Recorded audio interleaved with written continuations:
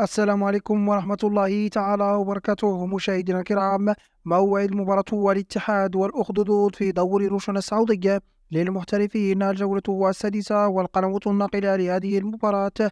يواجه نادي الاتحاد السعودية نظيره نادي الأخدود السعودية ضمن منافسات الدوري السعودي للمحترفين الجولة السادسة، وستقام المباراة يوم الخميس 13 سبتمبر 2023، بينما يستضيف ملعب مدينة أمير هدلول بن عبد العزيز الرياضية مباراة الاتحاد جدة والأخدود. وتنطلق صافرة الحكم في تمام الساعة 4 مساء بتوقيت المغرب تونس والجزائر، والخامسة مساء بتوقيت مصر، والسادسة مساء بتوقيت السعودية.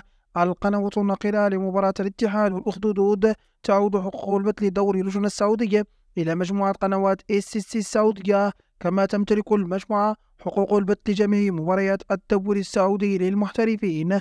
كان هذا كل ما يخص حلقة اليوم.